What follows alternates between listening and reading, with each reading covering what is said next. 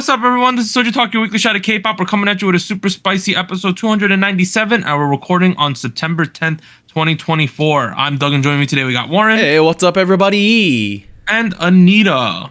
Hello. As a quick reminder, check out SojuTalk on your favorite podcast platform, sub to us on YouTube, and join the SojuTalk Discord and be a part of the nation. Yeah. All right. We have an interesting week. In the after hours, we're going to be talking about what are we calling this topic? AI in K-pop or something? AI in music. AI generative AI, artificial intelligence. Yeah. That thing. Yeah. And the reason we're talking about AI this week is because it's heavily in a lot of these comebacks, right? So we're into the big releases. We got 4 of them. We have a lot of AI in the MADEIN debut with Uno. We have Tzuyu solo debut with Runaway. We have MEOW debut with MEOW. And then we have Naevis's debut with Done. Let's start at the top. MADEIN debut with Uno. They are from 143 Entertainment. The group consists of 2 girls from Kepler, Mashiro and Yeso. The 3 girls from Limelight, Gaon, Miyu, and Suhe. And then there's 2 new members, Serena and Nagomi. So that is the lineup now of this group. Interesting. Okay. I mean, there was a lot of anticipation, right? Given this is building off of those groups that you mentioned. Yeah, particularly the Kepler girls are pretty hyped up, to be honest. Okay, let's address the giant AI in the room, the giant elephant in the room. Very controversial music video, guys. If you have not seen it so far, I highly suggest you go watch it. There is a humongous amount of generative AI usage in this music video for the visuals, right? Yeah. And it's kind of like shots, yeah. Just a lot. It is like super uncanny valley shots too, where you're like, clearly I'm watching some AI right now, and the frame rate stutters with it, you know, like everything that comes along with AI is present in this music video, and it's hard to ignore. Yeah. I don't know. Typically, I want to talk about the song first, then you have these conversations, but I kind of can't. Like, this is... Because my impression of the output changed drastically after seeing the video. You know what I mean? Like... So, like, for context, I check out the song first, then I check out the music video later in the day. With this... The shots felt like they were straight from Midjourney and then animated in post, and it wasn't really looking too great. I'll be honest with you. The quality, yeah. Like, regardless of the ethics of it aside, I have seen AI generated creations that look great, and some that are not so great. This leans a little bit towards some of the more, built at home kind of aesthetic, which is, it's not what you want to be with a K-pop, video. Like, it's, K-pop tends to be, big money, less of, the indie money. I don't know. Like, it's a little difficult to overlook. The CEO posted an apology. They eventually released the music video version without the AI, but like natural version, as it's called. With all things, we need to judge you on the first one. Like, if we're gonna judge the Odd-Eyed Circle music, or was it Artemis as a whole, or was it Odd-Eyed Circle? It was Artemis. Artemis, that Artemis track, that music video where we almost went blind watching it, right? The virtual angel thing. We gotta judge this Uno track with the initial release as well, right? It's only fair. Yeah. I mean, I guess I found it a little different because with this output, right? I feel like it just added on to things that to me didn't make sense in the overall concept. So a lot of the shots that were Gen AI were like very like close-ups of the members, which I think was how you were able to tell like very, very clearly like this is AI. And then like very like flourished, like imaginative, fantastical backgrounds that didn't seem to fit with the rest of the music video. So I think you could probably get away with it if it made more sense to the overall product. I think the first video overall just had very weird transitions too.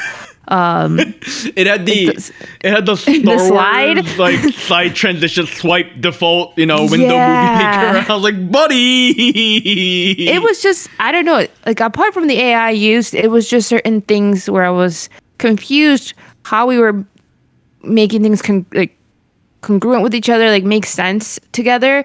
And unfortunately, I feel like the AI concept, like the AI snippets they had, just did not add.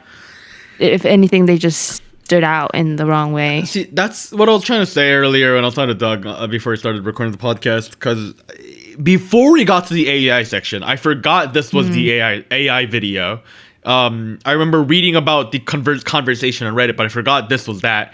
And already I thought the music video wasn't giving good vibes. You know what I mean? Like it was. For the lack of the transitions were awkward, the color grading was awkward, like some of the framing was awkward, like they randomly threw in stock images of a flower, another stock footage of dandelions, and then randomly there were fireworks coming out of somebody's hands, and then there was a swipe transition, and then there's this awkwardly keyed in image of like the stars when panning up to the sky, and then the awkwardly sped up drone footage, which like all of this to say, like, it felt incredibly clear that they are working with a limited budget with this video. It felt like the use of generative AI in this video did not particularly feel like a creative choice, but more so, we need to cut some corners. How can you cut some corners? Well, Mr. CEO, we have this new technology that will save you millions of dollars. Not millions of dollars, but you get the idea, right? That's what it felt like to me. I'm not saying that's what happened, but I would not be surprised if that's what happened. That's what happened because it felt like they cut corners on so many parts of this video. By the time you get to the AI section, it's like it's a bit of a nail in the coffin. You know what I mean? Like, yeah, like the color grading is so inconsistent with these footage with these different footages, and I'm like, what's going on? You know what I mean? Like, know what the sad thing is? The sad thing is, I think the song's half decent. Great. The song itself was actually really like this. catchy. I wouldn't have when I first listened to it. I was like, uno, dos, tres, cuatro, cinco, seis. Right? And I was like, we're counting in Spanish. But the more I listened to it, I was like, this is catchy as shit. I don't know why, The chorus, but it's really catchy for some reason, and it works. Yeah, the song's fine. It's a pretty good debut. I like the sound they're going for. They're obviously going for some kind of like, dreamlike thing going on here, right? Very dreamy. Yeah. Got a dreamscape going on. Very ethereal. It kind of feels like if G-Friend was debuting, like now the music might sound more like this in 2024. Oh. Kind of feels like, at least the vibe of this music video felt like a G-Friend music video. They're in school uniforms. We're running through a field at one point. You know what I mean? Randomly fall through the sky with flowers sprouting out of there. Sorry. And then there's like a piano bridge all of a sudden, and I'm like, all right, you've lost me here, guys. Yeah, I think the song's fine. I think the song was great. Like the song itself was fine. You know what I mean? Like it's got like this it's this breakcore almost jungle with like these ethereal pads. The use of choirs was really good. It gave this very grandiose but also very like some like there was something that rings your heart about it, and I felt like that was really cool. Like it's not something you hear too often in K-pop. It's very trendy. It's very 2024. And then all the change ups that whether that be the Jersey stuff or whether that be the the drum and bass or the garage stuff, all of that was really fun and it was not expected, and it all really worked well. Maybe it was a little one note, but I'm okay with that. You know what I mean? Like that was fun. That was fine. Yeah. So like, yeah, they even had like Stutter House going on, which is like, I was like, man, like that's pretty cool. Like they're very on point with the trend. Like that's cool. Like they clearly had a decent budget for the song. You know, like maybe did they spend it all on the song and then I will say though, for the video? I feel like maybe there were some constraints on the budget and they couldn't go all out. Maybe like that's a possibility. But the version they released, the natural version without the AI stuff, I think that made maybe even more sense to the overall vibe and concept. I don't know. I just feel like it could have been done in a more clean, cohesive way. I don't think budget is always a constraint. Like it's always like you should always use a resource like Gen AI without like a real purpose to it. Because I thought the natural version that they released after people, I think, complained about the AI use also was pretty good. I think it made a bit more sense with the storyline they were trying to do. I think there was a moment where it had a purpose. You know what I mean?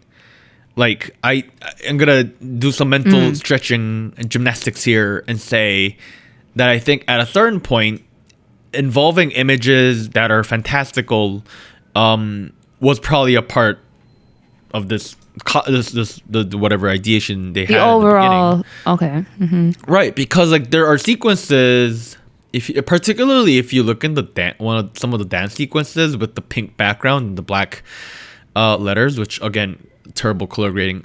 It says multi-universe in the background. You know? Yeah. Which doesn't say fantastical images from AI, but like it, you know, you kind of see. I'm not gonna say the word being there is a coincidence. You know what I mean? So, I felt like It was like fine to a point. Like there was one point where one girl's running through a field, right? She's running through a field, and we have like a drone level shot above her, and then it goes into the sky, and then we see some kind of weird thing in the sky. If they had just stopped there, I think we could have been okay. You know what I mean? We could have been like, oh, there's kind of space shit going on, right? But then they took it way too far. And then they literally started falling through the sky, and I was like, okay, yeah, there's one girl falling, and I'm like, I think this is supposed to be Mashiro, but it like 90% looks like her, you know? And I'm like, okay, you've lost me. it was the faces for me. Yeah, Yeah, when I it's actually Uncanny saw Valley. the face. But then Mashiro ends up in a library because this music video is sponsored by one of these libraries, right? And I'm like, okay. Oh, So I did not know. yeah, if you make it to the end of the video, it says it's sponsored by Hyundai Card Music Library, which is a place you can go to in Seoul. You can go there, look at records. If you want to go vinyl digging, this is a good vinyl digging area, and they even have a listening area, where you can check out some of the vinyls that you can, you know, that they have for sampling. But you won't be able to get in line unless you go in the morning, because it's wildly popular and full of people with their boyfriends or girlfriends. It kind of just feels like at a point I could see what they were doing, but then it's like they wanted to do this kind of fantastical, kind of crazy out there multiverse type of vibe, but they don't have the budget to do it. So then they're like, we got to do this way in order to do it. But how about we just make a more realistic concept and not do this then? That's exactly what I'm saying. Is like, Yeah. Because the song itself is good, so I don't know why you added all this bullshit in, and I think it's a shame because, you know, at the same time, everyone's gonna remember this debut for being like, this is that AI debut, you know? You remember that? Probably, yeah. as someone who works in the tech product industry, I have to bring up the idea of DVFs, which is desirability, viability, and feasibility. Desirability is, do people want it? Feasibility is, do we have the capability to do it? And viability is, does this make business sense? Is this gonna make us money? I feel like this doesn't hit any of those marks. Nobody wanted this. It does not look good feasibly. And viably, they don't have the budget to do it. Like this, none of this makes sense. I was like, you know what I mean? This is a terrible decision. And look, I'm the one that's always saying, oh, you know, be creative, you know, do weird shit in K-pop, stop doing stuff that feels late stage capitalism. Like, yes, I know I'm the one that's saying that, but like, this is not the answer, man. This is giving poor man's late stage capitalism. This is like, that's not the look you want to have. You know what I mean? Like, yeah. Well, I feel like the thing is, technology is a tool, right? So I feel like it depends on how you use it.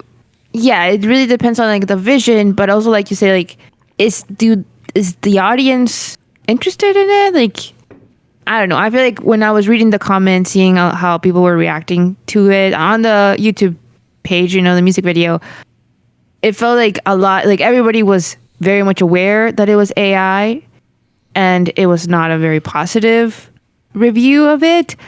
I don't know. I don't know if it's just in general, people are not keen to the idea of AI in music, but regardless of if they are or not, it took away from the actual debut, right? It did a little. It got people talking, but not in a good thing, which I don't think is net positive as a whole. It's a tingly song though. Tingly, right? Oh yeah, I would say high tingly, almost spicy. I see. This is where I feel bad because I feel like the song could be a spicy, but my impression has changed so much. Bro, I love the 1, 2, 3, 4, 5, 6, 7, 8. All right, let's keep going. We have a solo debut. Twice Chewy solo debut with Runaway. She is from JYP. First solo track. If it came down to it, and you're like, all right, we're gonna do a Nayeon solo thing, right? And then we're gonna hit them with a Geo. Boom. I didn't think Tzuyu was gonna be the third one up to the plate. Yeah, I did not see it coming here, to be honest. Honestly, it was okay. It's kind of like I don't know, it's kind of a little bit funky. We got a little funk. I really think this song, let me just get to it. I think this song kind of sounds like Dark Arms Tonight. That song, I really feel like it sounds like it. Does it not? It does, right? I hear it. Yeah. I hear it. I don't know. I don't think this is the best solo debut ever. Here's what I'll say. When we had the Nayeon solo debut and we had the Geo solo debut, I really felt like, damn, we hitting the strength of these kids. We're doing what suits them perfectly. Is this the thing that suits Chewy perfectly? That was my question too. I don't know. What would I do instead? I don't really know either. that's the problem, right? What is the alternative? No, I feel like I had those feelings as well, because I think the performance of it all, like the execution of it all, was not bad. Obviously, she's a great performer. She has been doing this for so many years. It to me, it came to a matter of, does it fit her? Like, is this like the best way to emphasize and highlight her abilities, her strengths? I wasn't 100% convinced, but it's not bad. Like, I'm not having a bad time, but I can't help but compare this to the other Twice solo stuff, because it has been killing me, good, very good. Yeah. Pop. I'm gonna be the one to spill the water here and say that I'm not having a bad time. I'm not having a terrible time, but I'm not having a great time either. Like, I wouldn't say I'm having a good time. You know what I mean? In the middle? I guess.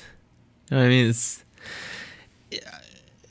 I don't know where this Tzuyu solo came out of.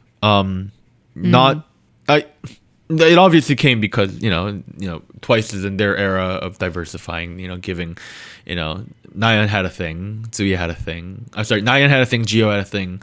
Misamo didn't have a solo thing, but they went off to do a unit. Taeyeon is starring in a major film next year. That leaves us with Chaeyoung and Tzuyu. Chaeyoung, which I've been asking for a solo track since 2016. It's almost 8 years now. Fucking hell. It's been a minute. But we got Tzuyu. And they should just get one because everybody's getting one. It's a contract requirement. I don't know. It just felt like it happened because it had to happen. That's the vibe I was getting with the song. Like, the song feels very dreary. It feels very jaggy. It feels very... It's somewhat upbeat. It's not mid-tempo. It's not up-tempo. It's just somewhere in between. It's not house. It's just, on the fours. That's what it is. It's giving the vibes of a female soloist pop track from like the late 2000s, early 2010s. Yes. I had that feeling too. Yeah. Like something like Britney Spears would do in that era, or like more accurately, somebody like Selena Gomez during that time. Like I know people were saying, some people were connecting it straight to I Love You Like a Love Song. That Oh came to yeah, mind. I could see that. Yeah. Yeah. Yeah, I don't not so like this is not to say this is not a terrible song by any means. It's just a lot of I questions. like it. I think it's a fun bop because I like Tzuyu, but like I think it's fine. Yeah, I think it's I feel like it is, maybe the standard is so high, right? Because we've had very strong vocalists from the group have their solo from the get-go. So I feel like Tzuyu having her solo with this song in particular, I feel like I wish the song would have done more for her as she was doing for the song, if that makes sense. Because I feel like I saw the live stages, the music video, like the quality is there, and I don't know, even with the choreography, I felt like it was very stationary. Like it was just, I mean, I could see the vibe. I don't know if I was feeling it though. Like, I don't know. I feel like there was a little bit more that could have been done to just take it up a little higher to the next level. If I can, I'm gonna take the conversation a step further, and I know I am gonna be a little bit careful about this, given that the conversation around the line between constructive criticism versus hate has become a little blurred these days. So I'm gonna try to keep it productive as possible here, right? Because I don't think Tzuyu is really delivering on the vocal aspect either. Like maybe she's on the performance aspect, but there were several moments of it where it felt very sterile. It felt very expressionless. You know what I mean? And I'm not saying she was a bad vocalist by any means, but like it didn't particularly feel like I was getting a lot of oomph, and we end up as a situation where that kind of energy is matched in the song, it's matched in the video. I guess this wasn't that aspect a good match. It's just not a very interesting match. I don't know. I think that's what they were going for though. It's like I'm disinterested because I'm so cool, I thought that was what they were going for. But then where's the swagger? Concept. I mean, have you seen her on the screen instead? She looks bored. I mean, she looks good. Don't get me wrong. I don't think she looks bored. I don't think so. I don't think she's the best emoter ever, but I wouldn't go as far to say she looked bored. I don't know, man. It just isn't working for me. I'll be honest. Feels a little. Really? I think the song by itself is fine. I don't know. It works. For example, it worked way better than what naevis did later today. Like, don't get me wrong. Like, she sounds human. I like this low key disco-y thing. Honestly, I think it's catchy. Oh, I did feel that too. Yeah. Yeah, I like this disco thing we got going on here. Honestly, it kind of makes sense because I don't know what else. Like, let us know if you would do something different. What kind of song would you have given her? Honestly, because I can't. I've been trying to think of it all day, and I really couldn't think of anything else. I feel like it fit. When you say she looks disinterested, are you saying like the lack of facial expressions? Is that what you're saying? I think I'm saying between her lack of facial expressions and the way she sounds in the song. Like that was the vibe I was getting from the song, and then when I saw the video, that kind of got reinforced. Okay. I could kind of see your point saying it does sound a little sterile because there isn't no like nothing is too dynamic in the sound. I'll give you that. I think that's kind of fair, especially like when she does like the riffs with her voice. Hey, so right? That's exactly yeah. That being said, it's not like she's not like terrible at singing or anything, like skill wise. Like it's not like hindering my ability to listen. Well, it's to the song. There's not built-in dynamics to the way that you sing this song. Like That's I think you could have given this song to anyone. I don't think it would sound much different. To be honest. But like dynamics is one thing, expression is another. Like you can have expression without dynamics. You know what I mean? It helps. but like at the same time, she's a vocalist with 9 years of stage experience, studio experience. A part of it I do think is the mixing, but like, good luck in the comment section this week, Warren. I'm just good saying, luck. man. Good luck. You better get your helmet out this week, my guy. Oh man. I'm just saying. I think there will be people who like this side of Tzuyu and like this song in particular, maybe because they think, oh, it's a different aspect. It's not what Twice used to do, like early on debut. So it's a different sound for her, I would say. Did not expect this from her, just knowing her within the group.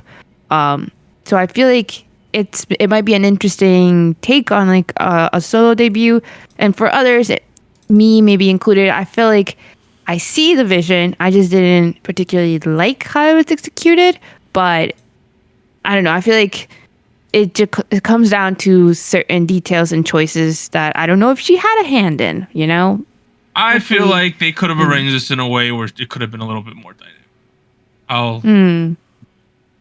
I don't know how you do that, but I feel like the song needs oomph.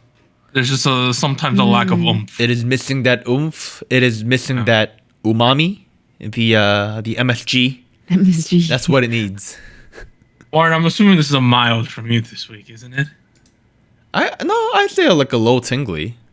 Again, I never said it's terrible, you know? It's not. It's really not. It's not a bad song. It's not terrible, but it's not great either. It's not so bad, not so good, as Jisoo would say. It's a tingly. There's a meme of that, by the way. Yeah, lower tingly for me is where I say.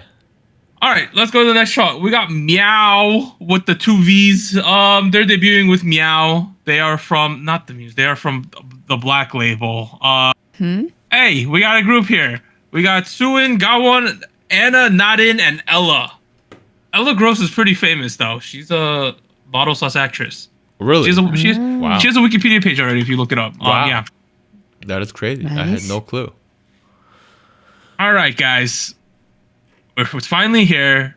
We debuted MEOW before ISNA, even though Teddy's apparently handling the music for both of these groups. Initial impression. You know, everyone was saying, all right, it better not be a Blackpink clone. It better not be 21 Sound 3.0, right?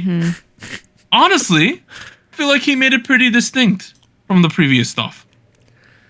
I will agree. It's not that, right? It's not like a Blackpink sound alike or a 21 sound alike.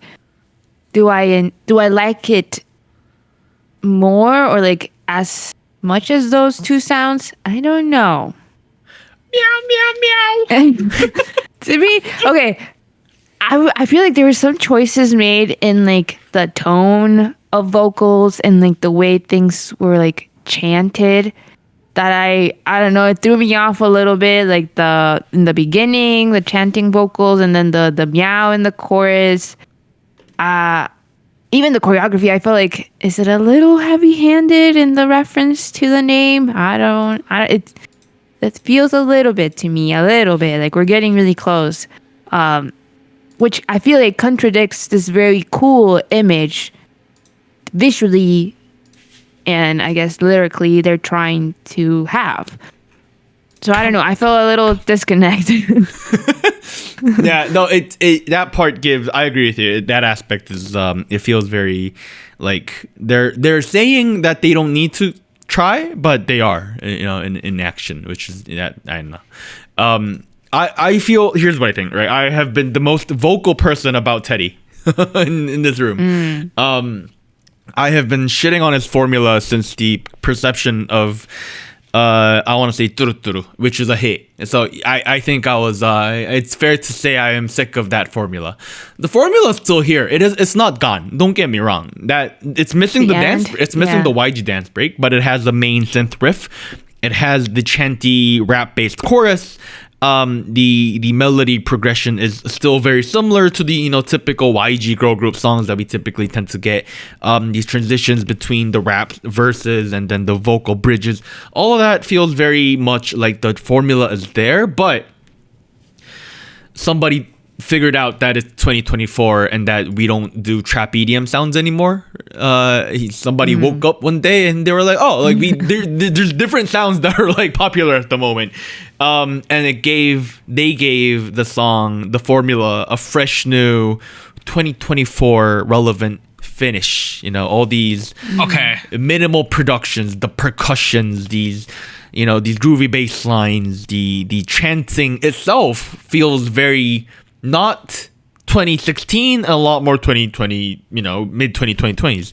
A lot of this feels like we took the existing formula that YG had, and it got a fresh new 2024 vibe to it. And it because the formula is so robust, I think the production of it is very solid. It's very interesting. I like the little stutters. I like the little gated that thing, like I like the way the chorus is formulated. Maybe it's a little too in your face with the chants, but Do you like the meows? Meow, meow, meow, meow, meow, meow, meow, meow, meow.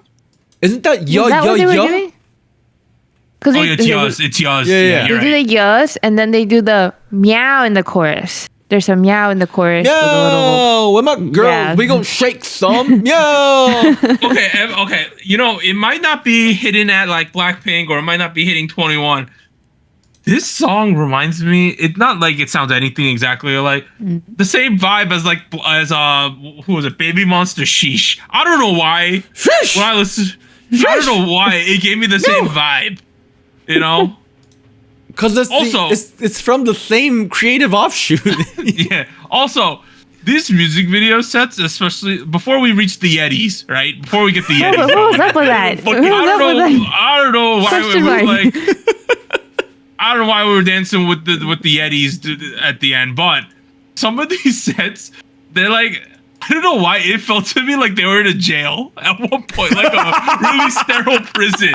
It was like the yard that they were in, and they had a really sterile dining room going on. You know what I mean? It was all grayscale. Everything was gray. It felt like they were in a jail. I don't know why. Maybe that's the vibe they were going for. We broke out of prison, like come on. I mean, there's a lot of scenes where people are above and below. Maybe they're saying they broke out of the basement. Who knows? Oh, maybe. Here's the thing I'll say relative to Baby Monster, though. Okay. Mm-hmm.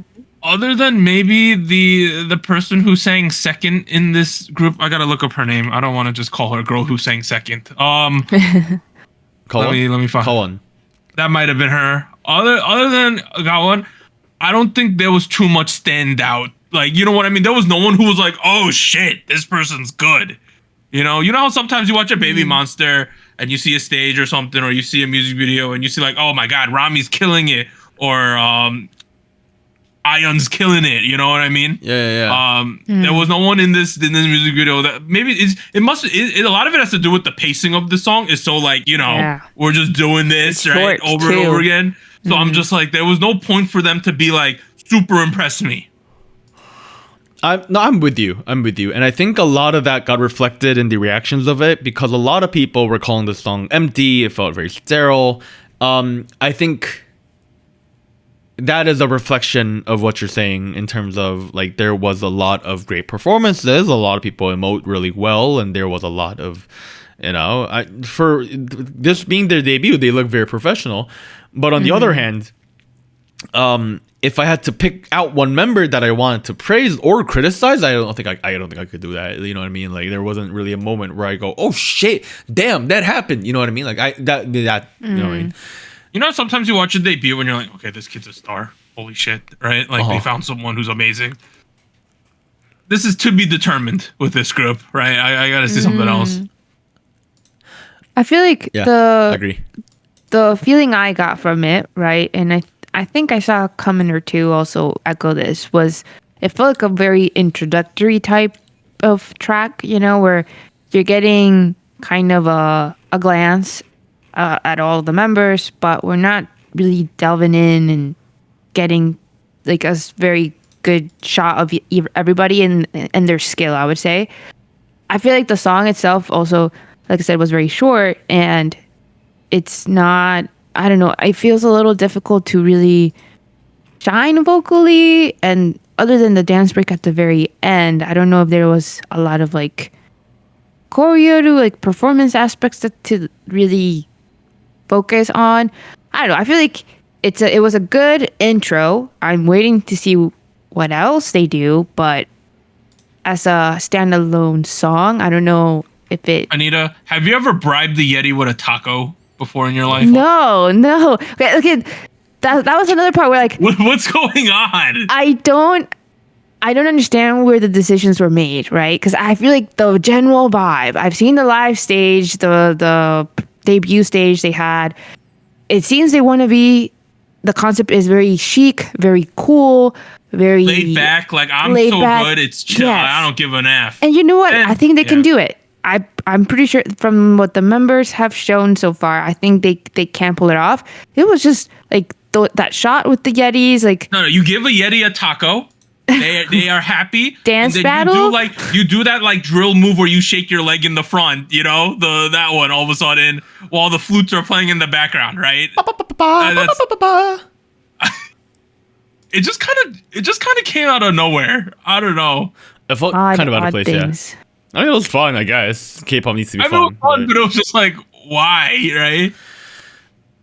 I want to address the other aspect of the song with the lyrics. Okay.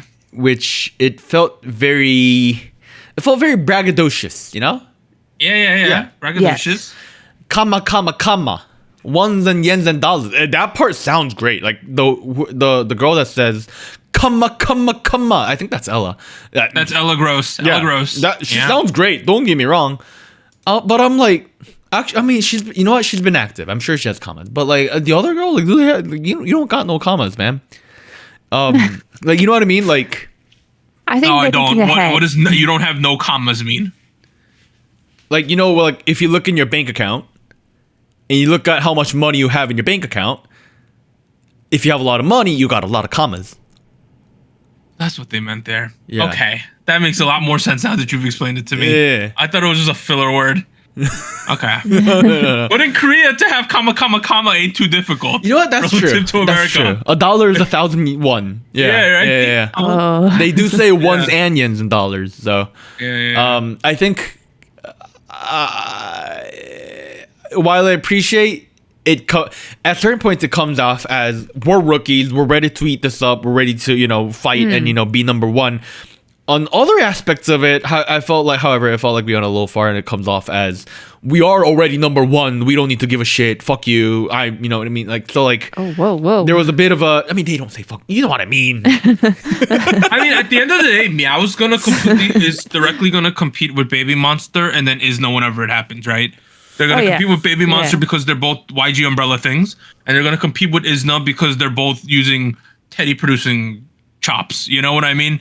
So, as an ISNA potential stand in the future, kind of concerned what we're gonna do with the group, guys. I don't really know. I'm curious. As a Baby Monster enjoyer, I'm like, you ain't in the back window yet, you know? Like I'm not. I don't feel threatened. I don't feel threatened, which I think is the biggest like negative mark I could give this group is that Teddy's been cooking it up for years. He's like, I have full autonomy. I got the company now. This is my group, my kids. We're gonna smash this Baby Monster group, and it just doesn't. You get what I'm saying? I think that's the biggest. Like, I don't know.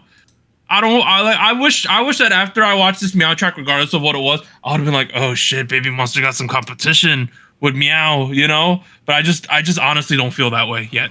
That's interesting. Yeah. Keyword. Yeah. I don't know. I feel like this is. I like this far beyond some of the stuff Baby Monster has put out. I could see that, but I don't. But let me put it this way: I don't think the hype is going to be as crazy as. I think popularity level wise, they're obviously starting from nowhere. So we're gonna need time to build up. But I will note, and I know that for full transparency, Teddy didn't make the song. He had like the fourth credit line for lyrics, I think, and nothing else. However, he is the creative executive overseer. He is the major stakeholder in the room here. So I am seeing this as his creative output to a certain degree, even though he didn't work on the production directly. And also because so much of the people in the credits are people who work very closely with him. So in all of that aspect, I can kind of see where Teddy wants to go from here. It feels like he wants to be a little less involved directly in the creative production of not Meow? Baby Monster, but Meow. Yes, sorry. Meow. But he wants to, be a little bit more in the boardroom or in the studio, maybe, trying to figure out where they want to take this creatively. And I feel like that difference, you can kind of tell between this one and the direction Baby Monster has been taking themselves. So I think that part of it is a bit intriguing. I'm not gonna lie. Like I'm not gonna go ahead and say this is like the most killer. Who made this? 24? 24. 24? Okay. He was one of the judges on Island too. Oh, was he? Yeah. 24 and Jumpa, I think, are the main folks. And I don't think this is by any means the best mind-blowing debut I've heard in 2020 ever, but like it's still pretty interesting. And it is. We'll give him that. Yeah, like I will give him their ability to put something out that feels relevant for 2024. Like that feels. Yeah. I feel like this song has some undertones of the YG formula, but it didn't feel very YG formula. Do you know what I mean? Like That's the dance, true. like Right. there was no fiesta at the end. There was no festival at the end. Almost. We almost got there, but not quite. We almost got there, but there was no ayos or anything like that. Yeti showed up get- instead. Yeah, but we didn't get there. Honestly, I'm intrigued. They this debut cycle was relatively short. It was like a 3-week cycle. They're like, it's happening. Okay, I guess we're gonna do it. Yeah. So that is Meow. I would say, man, I'm giving all. Am I gonna give out all ting? No, I'm not. This is a tingly though. It's a tingly. Tingly. Tingly as well. All right, last track. Novice debut with Dun. She is from SM Entertainment. You've seen her previously in some of this aespa 3.0 BS in the metaverse, whatever that is. She Kwangya. finally debuted herself. We have Novice here. Novice is an AI character from SM Town 3.0. She's kind of the amalgamation of a lot of the aespa girls. They, I think, in terms of visual, in terms of sound, they use a bunch of computers and spit this out for us. As Koro said on the Discord, right? One of our members of the Discord, he said SM should have kept this novice stuff in the vault. Is what he said. Ooh, no. Damn. Oh. I don't completely disagree with him. Damn. Okay. Here's the thing. We're gonna talk about AI in the after show, right? Yeah. Yeah. I feel like the whole point of AI was to generate something that tricks me into thinking that a human made it, right?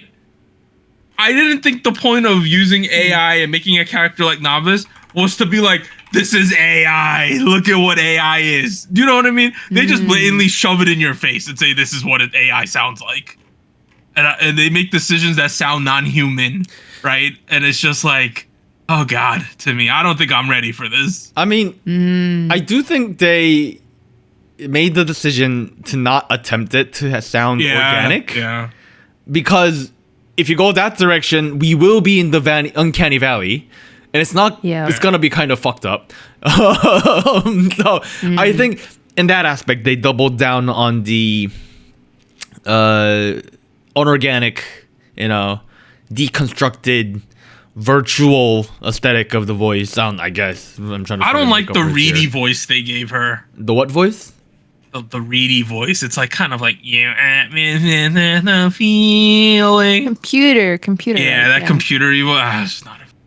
I mean, I guess it must depend on perspective, right? Because for me, I found it as a choice that is reassuring when we're not trying to deceive the audience that this is a person, or make it very murky where we're not sure, like, is it not?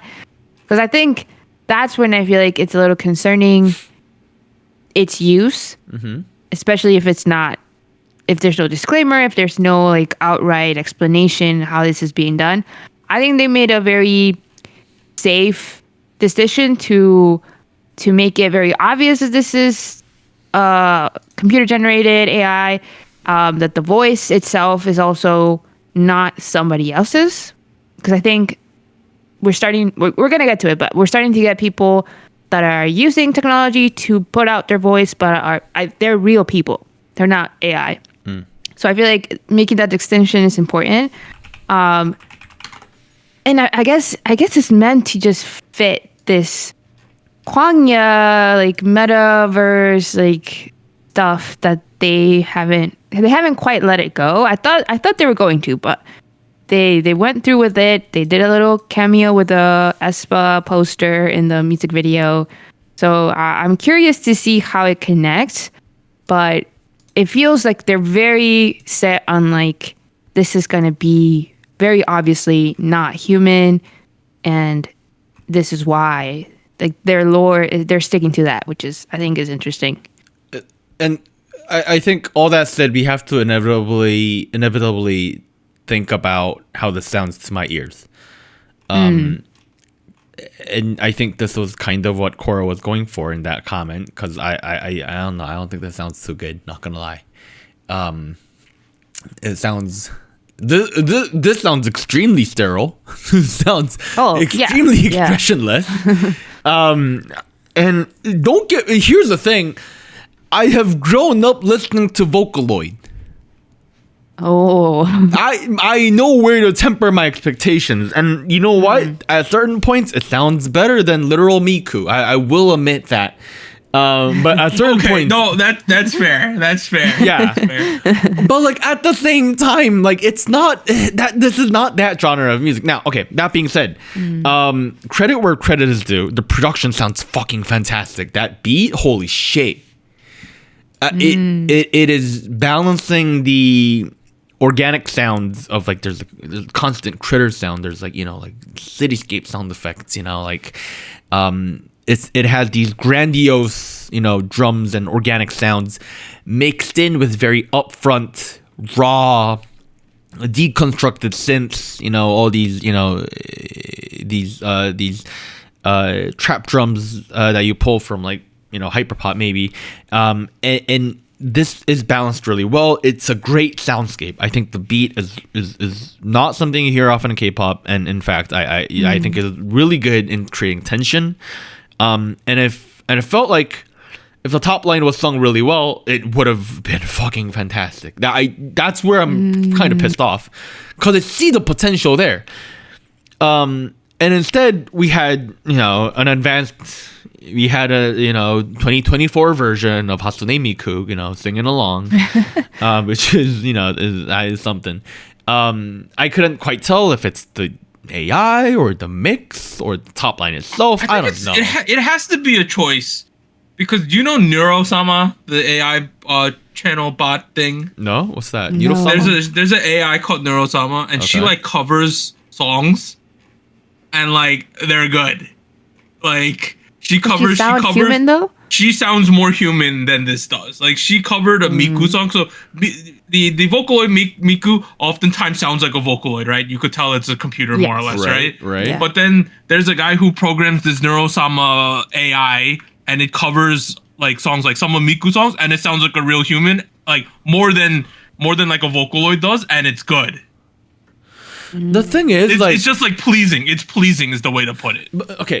The thing is, and this is where I'm gonna, you know, step a little further and say, is this AI? That's a good question. Here's the thing.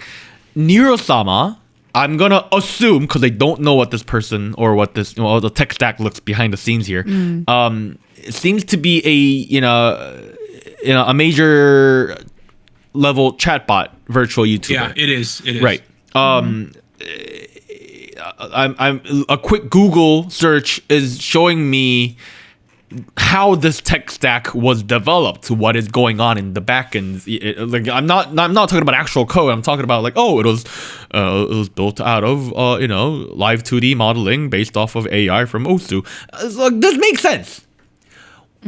What technology is being used is being used for aespa? What is the platform? What are they leveraging? Like, I heard a No, rumor. I'm so curious. I want to know the behind the scenes. It's also confusing because there's like varying levels here, right? Like the dance sequences look nice, but then there's towards the end, like 2 minutes 30, 2 minutes in or whatever, or actually it's further, like 2 minutes 14 minutes in, 2 minutes 14 seconds in, where they're doing like super close-ups and it looks really good, right?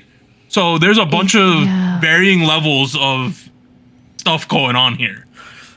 And like, It's confusing. no, like that's exactly what I'm saying. Is like, There's movie quality CG here, but then the dancing one's obviously not as high quality. I also feel like I there don't know. must be a model or something.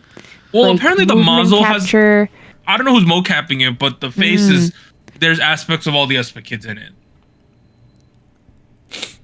Very interesting. now that being said, I have read articles saying that LG U Plus's AI XGen was used. They collaborated together to create some of the music videos, shorts, goods. What about the voice? And mind you, this is LG U Plus's AI XGen. LG U Plus, guys, that's like Sprint made a generative AI model.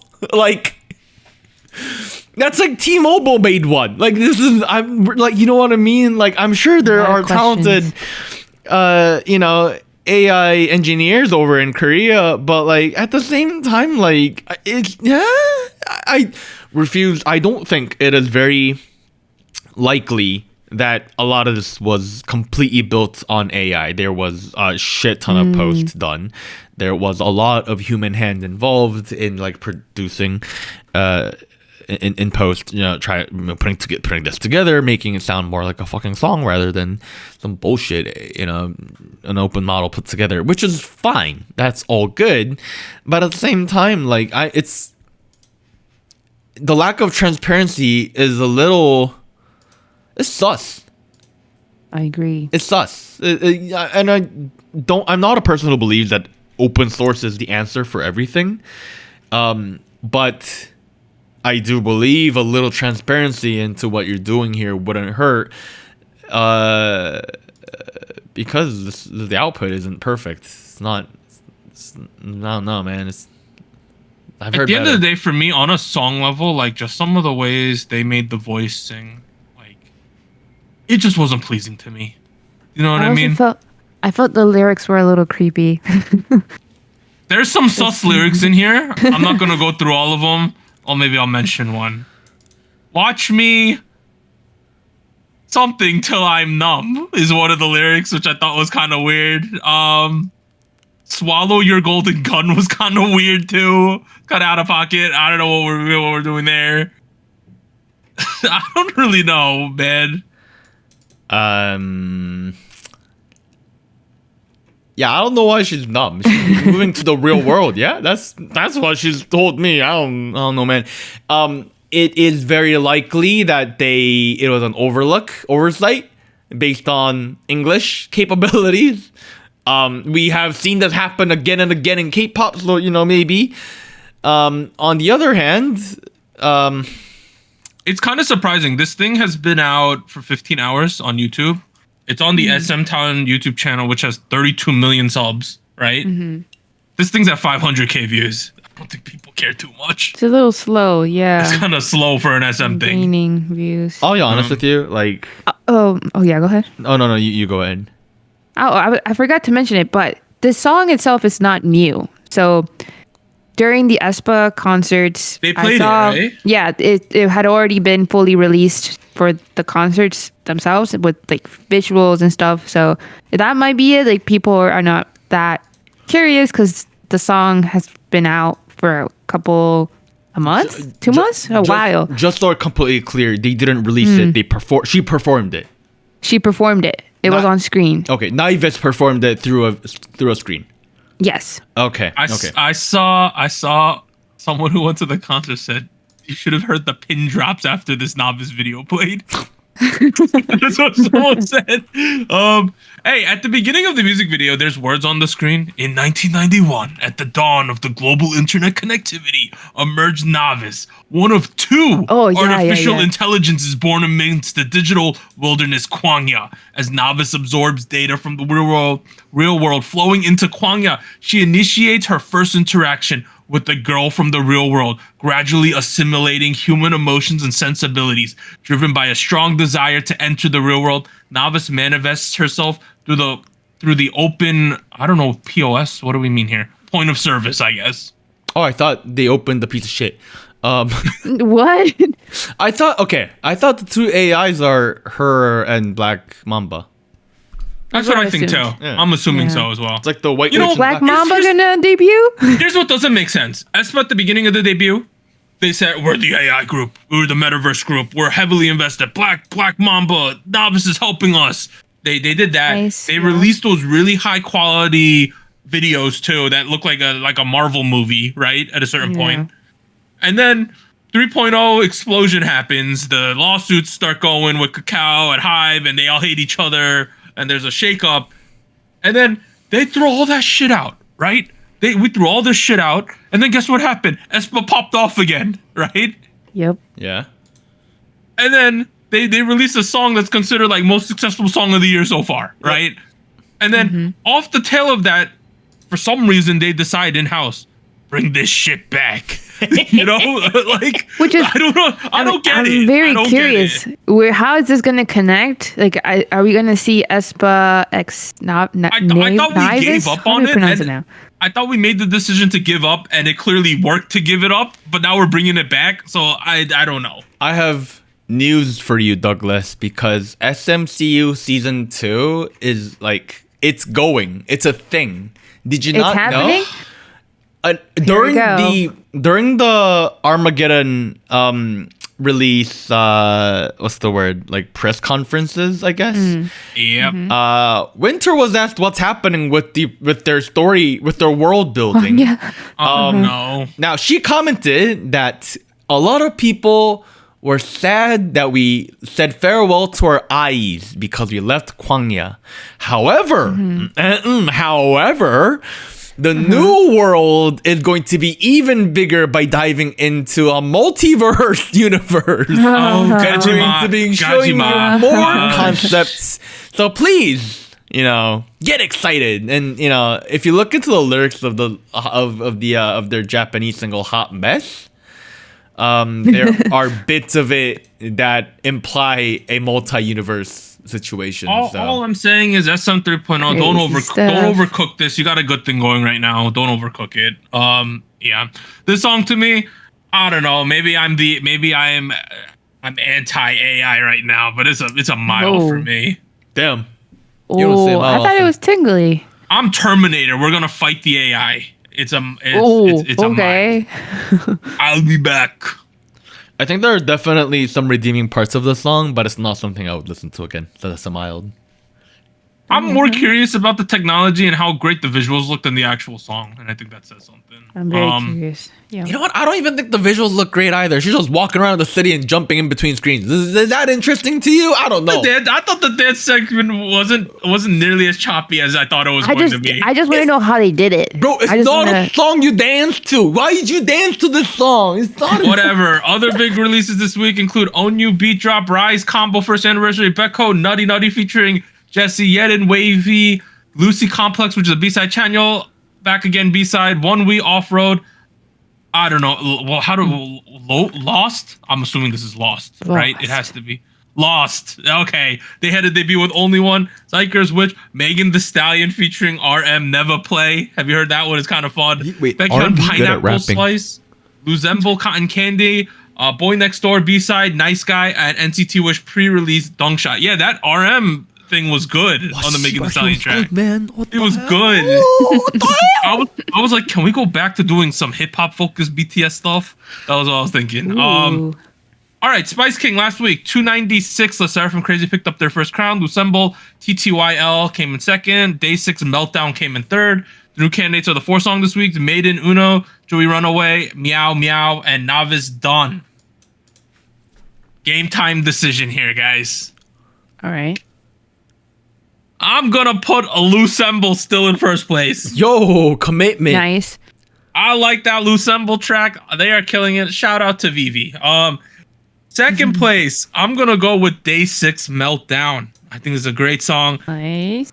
You know, I was thinking about it. Day 6, on paper, might be boy group of the year. They're a candidate at least. I think they're definitely at least a candidate for that. For sure. Yeah. If it was me right now, I'd give girl group of the year to aespa, boy group of the year to Day 6. Just my 2 cents. And then in third place, I got I don't know. What do you have in third? I need you, man. Okay, if I think about these songs, which ones I'm actually gonna listen to? A Taku Bestie is getting third. There you go, Doug. It's not that bad. I've listened to it That's a what lot. I was this waiting week. for. A Taku Bestie. Good Or stuff. it's shocked by my chart, I guess. No. I'm not because I did not change my chart. Whoa. You did not change your chart? Chart. You okay? You want to take a quick break, Anita? That's fine. You need to just English is not my first language. There you go. Okay. Yeah, let's start amendment first. Crazy. I still really like the song. Performance is crazy. It's good. I like the choreo. Second, I have Lucemble, TTYL. I almost put it in first because it's so catchy. The chorus, and I've been appreciating the bridge recently too. I really like the top line, the melody. It's really nice. But it's still in second as of now. Third, still Day 6 Meltdown. They're having a good moment. I'm rooting for them. So yeah. My conversation about Crazy last week garnered a lot of conversation. I think I appreciate everybody that left disagreements and agreements in a civil manner. Yeah, I don't think my mind has changed a little too much, but if it worked for you, it works for you. I appreciate that. What I did also appreciate was the fucking Day 6 song. God damn, I agree. It is they are contender of boy group of the year. This is song of the week for me still. Good song. I like it. There's not much to say. I look forward to every time it pulls up on the playlist. I'm like, oh shit, here we go. I'm ready, man. I'm here, man. Let's go. Woo! You know, it's a great melody, great production, great performances from the members. Great fucking songwriting. Holy shit. Yeah, there you go, ladies and gentlemen. This is a good song. Dare I say, one of my favorite songs of the year now. Now that I've had sat with it for about a week now. So yeah, there you go. Second place, I have to give it to TTYL by Lucemble. It's Let's go. upbeat. Nice. It's hyper. It's frantic. It's a frenzy. My God, I am running Hey, the entire time. Ryan Jun made a banger. Let's be straight up. Ryan Jun sometimes puts out bangers, and Yep. there you go. He is a man that puts out music. Sometimes it's good, sometimes it's not. This time it was good. I liked it. Good. I liked it. It was good. It was great. Third place, I'm gonna give it to Meow by Meow.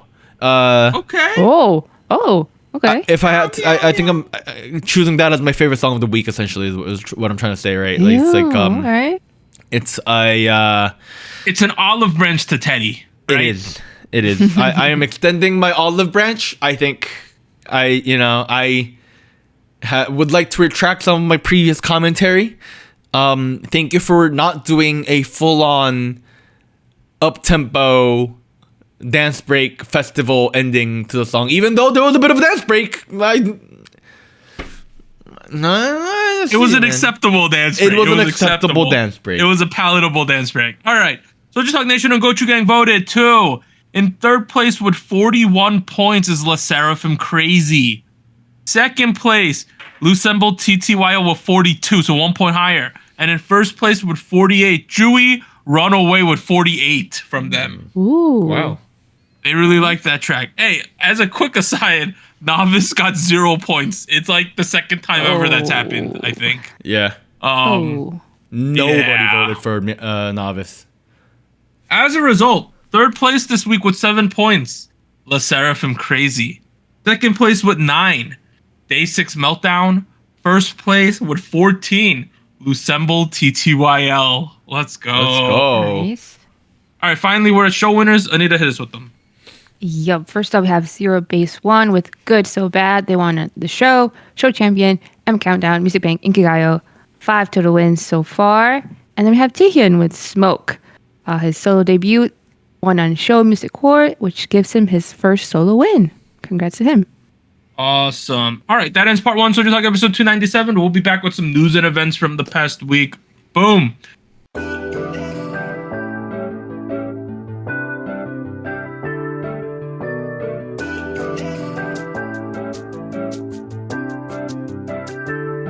Hello, SojuTalk Nation. This is Anita here with a quick PSA. If you would like to support SojuTalk Kpop Podcast, please like, subscribe, or follow us on whatever platform you're using. And consider joining our Patreon at patreon.com/SojuTalk or donating to us at paypal.me/SojuTalk. On behalf of the crew and myself, thank you. Now back to our regularly scheduled episode.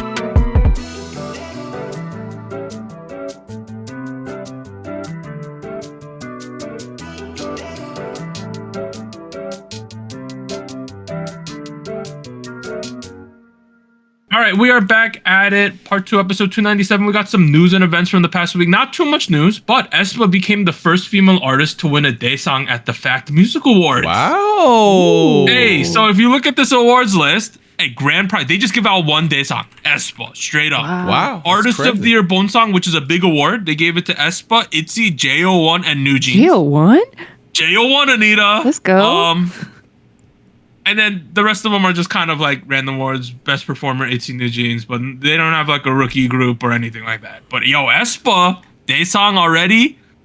We're starting off award season. Wow. Let's go. That's crazy. So those were like, that's the normal stuff that happened, right? When New Jeans was accepting their award for the Bonsang, Oh. they said some stuff in the speech. Oh. Danielle stated, and lastly, to the one who always treasures and protects us, Mini Jin CEO, we really love you and thank you. This is after she got removed as CEO. Oh, that's a little awkward.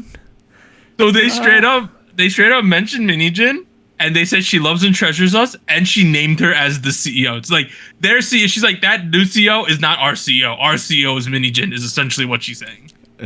Oh. It's not something I would say publicly with a million fans watching while the camera's rolling live. Hey, people were criticizing, but the line's been drawn. Honestly, It's been very clearly drawn, yes. I don't know what to tell all the bunnies out there, but all I'm thinking is it feels like that world tour of my plan in 2025 seems less and less likely to be happening. Does it not? I think it is difficult. It's going to be difficult for New Jeans to come back from this being unscathed. This seems like the writing's a bit on the wall, and they're willing to go down with it. The fact that they gave Mini Jin like a 2-month contract like interface, right? Like, I don't know what's gonna happen. I think by the end of the year, it's something like it's gonna be crazy. No, she didn't accept that. She didn't accept it. She said she didn't accept it. Yeah, They're so done. she's kind of on like a lame duck period. She's just kind of like hanging out. No, Doug, they're done. She left the company. She's not a part of the company. She didn't sign the contract. It's completely over. I thought they said they retained her, but she's just out of. Oh, she's literally gone. She's gone. It's done. She didn't sign that. She said she didn't sign the contract. This is it. Really? Okay, I didn't know she was completely out of the company. I just thought she refused the first contract and they were still negotiating. No. Well, she came out and said she got a deadline to sign the contract, and that she will not be signing that contract. Oh shit. Okay. So all right, did not know that. For me, we're done, guys. This is the end of the Mini Jin era of New Jeans. There might be a second era of New Jeans after that. Don't get me wrong. But at the moment, it seems like they're not interested. More like aftershocks from this. They're still like the CEO guy from the Dolphin thing. Dolphiners. They're beefing still. he demanded like he literally demanded an apology from Hype this week. He wanted an apology because they showed no respect towards a partner company. They ignored the previous agreement, falsely accused them of copyright infringement, and they want an apology for criticizing them. And yeah, and they want it to be directly from the CEO. So that happened. Ooh. Hype wrote a big ass response to, look at all this, and then the director guy came back out, wrote a bunch more tweets or Instagram reel or whatever the hell he did it on, and he decided, I'm gonna reopen that Banhisu channel now, and they reopened it. Oh. So he's like actively like fighting them. And the message of this third thing that he released more recently, he's essentially saying, all right, we're gonna go to a lawsuit because it's gotten too far. You haven't apologized or anything, and you're being assholes. Dang. I mean, he even name dropped UFC fighter or former UFC fighter Francis Ngannou in here for some reason. What? He basically said, like, you guys are villainizing me so much that even someone as strong as Francis Ngannou would be forced to delete the video. it's I don't know. that's like a Korean meme. Yeah. His take is that you said something. Ador's take has been, we did not say that. His take was, stop lying. You said that. His take is also like, I have an agreement with the past people at Adore. Just because you changed management doesn't mean our existing contract is null and void. That's one of the points he keeps making. Which, honestly, if that's true, fair point there, right? But I mean, if it was We'll a have to properly see. written contract, he's not signing a contract written individual to individual. That's like Oh, that. no. What I'm saying is his existing contract with his company to Adore should supersede them changing the CEO. That's Right. his whole point. That's Yeah. exactly. So I don't know. Like, we'll have to see. It seems like this is gonna go to a court case too. It's a mess. That happened. But I got more suing news. You want to hear? Great. So, aespa, all members of aespa are now suing the Sojang lady Oh, this is actually great. Oh. Yeah. for defamation and slander. And then right after, EXO Suo is also suing her too. Everybody's doing it now. I mean, there's a precedent where she lost the case against Wonyoung, so now everyone can sue her, and they essentially Yeah. just win. So she's pretty screwed. I just remember that video you could look up of her running away from the press. It's kind of hilarious. Every time she pulls up, she's in a mask and like a wig. A frilly dress, right? Yeah. And she's like covering up her entire body. I'm like, bro, like. So that happened. Okay, Le Seraphim announced as pre-show performers at this year's VMAs. Oh, wow. Ooh. All the girls are going to be girling at the VMA That's pre-show gonna this be year. fun. So there's going to be that. Oh, Isuman seems to be going back into the game. Isuman's private company, Blooming Grace, applies for a bunch of entertainment trademarks. All of these trademarks were registered under category of class of 41 class products, which include entertainment and entertainment businesses. So people think he's gonna make a new company. Huh. This Blooming Grace stuff has been somewhat public since the I wanna say like middle of 2023-ish, was it? 820 Entertainment is also still a thing. We'll see. He's still making moves out here, and I'm like, is that a good idea, man? Because don't you just want to be home and chill? Like, In an aside to do in something related to big K-pop figures, I was watching some of JYP's church videos this week. why? I don't First know Fruits? why. I was watching First Fruits, and he was doing number one. He was like, guys, this video at the beginning, they're like, this is an excerpt from our Bible study that happened in LA like 5 months ago. There's clearly no one else in the room with him. So it's really weird. It's like, I don't know. It's just really like, it's really strange. He kind of is trying to make it seem like, it's trying to make it seem like he's in a room giving a presentation about the Bible or something, but it's clearly just him in front of a screen. You should watch it though. It's great. It's great. I don't want to watch that. That's just weird. There's a 4-session like meeting about this that he did, or seminar. Yeah. That's just awkward. Yeah, go check it out. man. And they do Zoom services on Wednesday at 7:30 Pacific daytime. And there's a meme going on right now, if you look it up, where someone calls in. I don't know, they do like a call in at some point, and they're like, K-pop does not lead people to God. That's what the person says. And then while the guy starts screaming, JYP goes, yes it does. Yes it does. Oh, this is interesting. It's so funny. I don't know. Like, it's clearly this person's calling in the troll. And JYP's like, yeah, yes it does. K-pop leads you to God. So yeah, go look up that meme. K-pop leads you to God confirmed. In better news, Shiny Foundation, run by Shiny Jonghyun's family, launches psychological counseling service for young professionals in the culture and arts. That's great. That is amazing. Nice. You know, it's been like a minute, right? Has it not?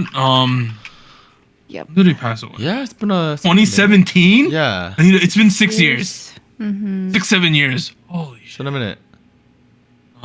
But I think it's good. I think there's a yeah. really big need for destigmatizing counseling services in Korea as a whole. So I think this is a good step forward. Next thing.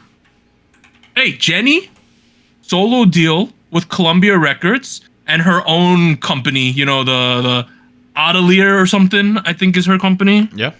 Yeah, they signed a deal with Columbia Records. She's gonna release a new single in October, confirmed. Nice. Ooh.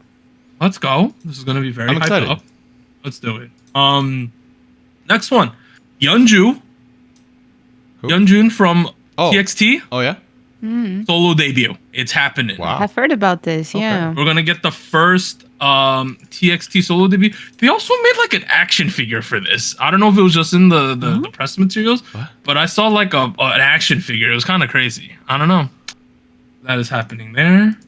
Next one, Jang Kyuri signed with a new agency, Namu Actors. I'm pretty sure this is a pretty big acting company, right? I've heard of this one. Yeah. Yeah, it's I've pretty heard of big. this one, which means it's a big one. So that's good for her. Let's go right there. Hoyoungji, she's left DSP after 10 years. So Wow. Kara's doing their thing right now, but she has finally left DSP 10 years ago. The weirdest thing is, she signed with SMCNC, even though SM's trying to sell SMCNC right now. So I don't know what's going on there, but that happened. That happened there. Next thing, Antenna and Kwangjina, she leaving the label after 10 years, so everyone's leaving the long-term thing. She's one of the main voices at Antenna, too. So that's Wow, happening. that's crazy. Next one. So you remember Haun left SM, and it seems like she's not making the new SM group, but she's making a new start, signing as a trainee at High Up Entertainment. Do you know who's at High Up Entertainment, Anita? I should know who. Stacy Girls. It's going down. I was gonna say Stacy, but I wasn't sure. So she is signing with Stacy's company. Maybe they gotta right the ship with Stacy first before we we figure this out, guys. I don't know. Yeah. Well, Oh, she's got time. another thing that happened this past week is that, you know how we have that Hanto label issue or Hanto chart issue with the sales and all that K-Town for you. So I wasn't reporting any numbers about like Le Seraphim because I was like, what the F is going on? Well, the Circle Chart albums stuff came out finally, and it was only for the first week, but it was like 750,000. So it's not bad. That's good. It's not bad. That's good. Alright, it's a good It's number. gonna go over 1 million eventually. So they haven't fallen off, everyone. They're doing Yeah, fine. it's a 1 week sale number. Yeah, it's crazy. And I remember seeing the Hanto number, and it was like 200K, and I'm like, there's no way this is real. So okay, the ship is fine. Just trust Circle Chart, but the problem is Circle Chart only releases on like Friday each week, so you have to wait a while to see the number. And if you ever want to see just a circle number chart for an old group, look on Wikipedia. They always use the circle number. They don't use the Hanto number on there. And that is the albums that are sent to the stores. That is what Circle Chart captures. So albums sent to the stores. All right, next thing. Card Europe tour. They're going to Netherlands, England, Italy, Hungary, Poland, Portugal, Spain, and France. Nice. They've been touring all over the world. Let's do that. And then finally, guess what happened? I know this is on a Simon Dominic fan page, but this is the only place I can find this image because Waterbomb doesn't have their own Twitter account, but they postponed Waterbomb LA finally. Oh no. Oh well, this was bound to happen. So you remember a lot they of announced the issues. artist. They announced it's going to be at the stadium. The prices are ridiculous. There was stadium seating. Then they were like, no, we're gonna lower the prices. And then they were like, oh, you guys are still angry? Oh, we got rid of all the stadium seating, but we're not refunding VIP people, even though there's no VIP anymore. And people were still angry, so now they've postponed it. I mean, no. like, are we surprised? They lost a lot of money though, probably on the deposit for the stadium, the logistics, buying plane tickets for the artists, right? But like, if they went through with it, that they would have lost even more. They would have money. lost even more. Yeah. Pull out now. That's all the news. In terms of the music next week, it's Chuseok in Korea. So it's Lovely Yin and Ace, and that's it. Happy Hangawi, everybody. We're probably gonna be skipping a week because there's no releases for like 10 days straight. We'll see what happens. Yeah, that's all the news I have this week. After the break, we're gonna talk about AI for like 20 minutes. All right, 3, 2, 1. And here's an extra special shout out to all of our Fiesta Patreons on patreon.com. Bagel, Charles, Cotton Ball, Ellie, Gogu Mama, Honey Pools, Liam's Games and Toys, NJ Parks, South Texas Once, Siu Sumi. And thank you for joining SojuTalk, your weekly shot of K-pop. Thank you, really.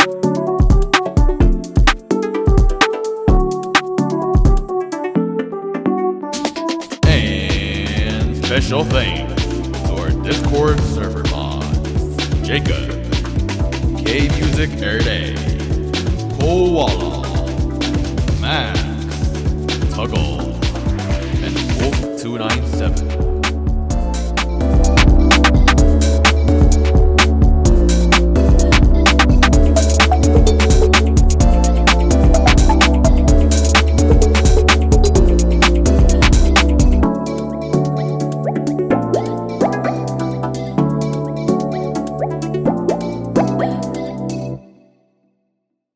All right, we are in the after hours today. We are going to be talking about AI in music, in K-pop, and in general. I am not an AI user, to be completely honest with y'all. You don't use Neither am I. ChatGPT? I don't think I've never inputted anything other than when you're here, Warren, in my Wow. life. Okay. I don't have a need for it. Okay. Wow. Maybe I'm old fashioned in that sense. No. I mean, it's still a new tool. Like, it's not. I don't think it's a tool where, like, until you start using it regularly, it's not something you find use for it. You know what I mean? The only time I use AI, right, is when I use like Bixby on my phone, or I talk to my Alexa, or things like that. But I'm not like actually using it to create anything. I'm just asking like, what's the weather like, or when's sundown today, or what's the traffic like, you know? Okay, let's start with what an AI is, right? Like, and I'm not gonna dive into like the tech of everything. Like, we're not a tech podcast. We're not Verge, we're not Engadget, we're not, any of those fuckers. But I can tell you the difference between predictive AI and generative AI. And what's blowing up these days is generative AI. Predictive AI are models that help you predict what's going to happen, help you predict trends based on information it is fed. Data. Right. That's predictive data, whilst generative AI is artificial intelligence that can generate things, generate text, generate images, generate music, generate videos, generate code, generate a novel, that sort of thing. You know what I mean? It is making things based on stuff that you asked it to do. Prompts. Right. So, like, for example, ChatGPT, you give it a prompt, it gives you a response. You give it another prompt, it gives you another response. What was crazy about ChatGPT and its and the reason it blew up so much was because you were able to hold a conversation with it. Theoretically speaking, and it's not perfect, but the theory behind it is once you start telling it things, it'll remember that, and then that'll influence the responses you get going forward. So for example, typically when I put in prompts to ChatGPT nowadays, I start by giving it context. Like for example, like I am a podcaster. I am looking for help building content. You know, you are going to imagine you are a K-pop CEO by the name of Teddy, and you are the executive producer of the Black Label. So for context, a couple episodes ago, we had a segment where we imagined that we got a letter from Teddy about how, you know, the Somi release wasn't really received well, and like, you know, like what should he do? Help us strategize, you know. And I asked ChatGPT to give me a letter, write me a letter based on what Teddy might write to us, and then it gave me a proper letter saying, "Dear SojuTalk team, I hope this message finds you well. As you know, Somi recently made her comeback with the track Ice Cream. Yada yada yada yada yada. Best regards, Teddy CEO." And then I said, "This is good. But you are now going to imagine Teddy sounds like a teenage girl from an anime. Write the same thing, but now make it sound very cutesy and ooh. And then immediately the subject line was, ooh, help me with Somi's next comeback. Squinty face, you know?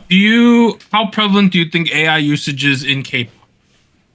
Right now? Or how much do you think it's being considered to be used? Like making album covers or helping with lyrics or things like that. So this is the first ethical question we have with AI, right? Because like, because it spits out creations, people are concerned about it replacing people's jobs as creators, as artists. You know, people. Which it definitely could. Art. It definitely could. It at the end of the day, if this technology becomes so good to a point, and we go beyond singularity to a point where the AI art is virtually indistinguishable from human-made art, and it makes us like feel stuff. Damn, maybe it might. You know what I mean? Like I feel like certain jobs are more at risk, like a graphic designer. You know what I mean? Versus like a lyricist, I think it's gonna take more time, right? Because it's more nuanced. But like making pretty images, some of the AI images, like, all right, some of them look ridiculous, right? Like you see something with like 7 fingers or something, right? Yeah. But some just regular images look pretty good, in my opinion. Yeah. What I think is most likely, and I'm going to be, naively optimistic here a little bit, is that I foresee it becoming a tool. Kind of already is, yeah. Right. The same way when Photoshop was released, people thought it would completely replace people drawing with their hands. And you know what? To a certain degree, it did. But it didn't completely take away from art becoming a creative medium. It became a tool. It became something that helps people, go further with their creative direction. And I think AI helps in that aspect because it helps with inspiration. It helps, you put together some basics, and then, you can, use that as a starting point. You think it could be a good like shell or a starting point from where you're going, right? Right. It helps you get rid of the kind of boring process of art production a lot of the times. And I think if we're naively optimistic about it, I think that's the best outcome we can have with this becoming a tool. In the current industry right now, as a designer myself and a musician and as a hobbyist, I think it is critical that you kind of learn how to use these tools and stay up to date so that when you are in a crunch, you're able to use them. And that's where I see the industry headed, regardless of the ethics question, which that's the can of worms, right? Like, yeah. I don't think it applies to everybody. Don't get me wrong. You know what I mean? Like, Doug is living his life fine without any generative AI in his life. I don't need it. No. I don't need it. Chilling. But the way I've been using it, for example, is for me, English is a second language. Sometimes when I write, translate things. Right. sometimes when I write things in English, I'm Your like, resume. I feel like I don't think things are worded properly, or maybe I'm using words that sound a little unnatural. Maybe there's connotations I'm missing. Maybe there's better ways to word things, so that it sounds more confident, or vice versa, right? I have been relying on that tool a lot in that aspect. For this podcast, it's helped me translate a bunch of things. I'm trying to. I used it for the Teddy thing, all the content where I was very open about. Oh, this is using AI. That obviously is AI, and So bringing this back to today, we had naevis, which is they literally say this is an AI product, right? We have something like MADEIN, where they used it, but people weren't happy because it's like you didn't need to, right? You remember back a while back, 17, some of their teasers were using AI, right? Maestro. And then I remember in one of the NCT music videos a while back, some of the clothing was kind of warping a little on purpose, right? Baggy Using AI, jeans. baggy jeans, right? Yeah. Those are all different usages, different levels of usages. I feel like, to me, I think it really comes down to, is it done well or not? Because something like a MADEIN looks bad. People go, what the F is this, right? Now, people were talking in the 17 thing. It's like, oh, they use some AI. But then the big discussion was how much did they use, right? Which means it was pretty good probably, right? And then something like the Baggy Jeans music video where they used AI on the clothing and it was warping, it looked fine. So no one really had any complaints about it, right? So it seems to me at the moment on this base level, a lot of the reaction is coming down to like, was it good or not? I mean, at the end Use of the it day, well. right? It's a tool. Like, if you're able to use it well, it's gonna be good. If you're not able to, And use it blends well, in it's and not gonna be good. it's not too noticeable, right? Yeah. And I think the other flip side of the reactions that we get about generative AI in K-pop has been the ethical aspect of it. And I think the first ethical aspect of it was the part I alluded to earlier, whether it's gonna take jobs. Maybe, probably not. That's what I think. The other aspect of it is the way these models are trained and whether there was consent involved or not. Now, in order to get these generative AI models to work, it needs to be trained. It needs to be trained on what? It needs to be trained on data.